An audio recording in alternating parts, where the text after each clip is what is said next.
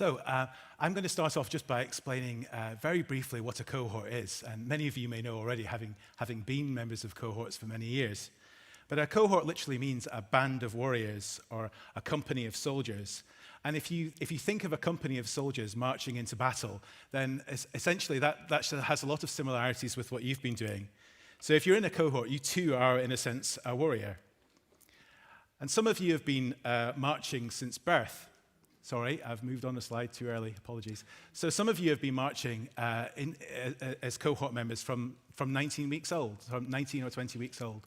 So this is a picture just explaining what that is. So if you look at the far left-hand image on this screen, there's a wee bairn in a pram, and they are in a cohort. They're in a cohort study. They're a member of the Lothian Birth cohort of 1936.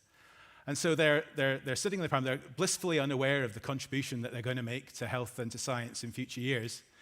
And then they become a cohort formally when they undertake this Scottish mental survey, where they get tests of cognitive ability at the age of 11.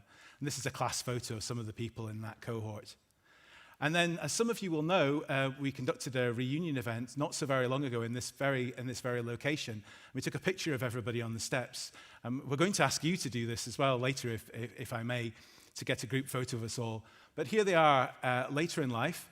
And they've had many things happen to them. They may have been exposed to many risk factors. Some people may have developed health conditions. And by looking at those risk factors and the health conditions that people may or may not have developed, we get knowledge about what constitutes a healthy life, what constitutes a healthy and long life. And it gives us information on how to preserve life for as long as possible and as healthily as possible. So drawing on this military analogy a bit longer, we are, in a sense, all working to a common purpose, the common purpose of improving human health. And I just want to highlight a few of the achievements that have been achieved, in addition to the ones that have already been mentioned by Andrew Morris before me. So we didn't used to know that smoking during pregnancy was a bad thing.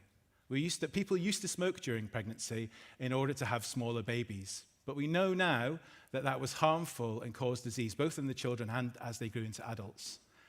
We know now much more about how to care for the unborn child in general. We know much more about that because of people contributing to cohort studies and participating, just like you have. We know now that what happens very early in life often affects people for the length of their lives, for their whole lives. What happens even in the first year of life seems to be very crucial to what happens later.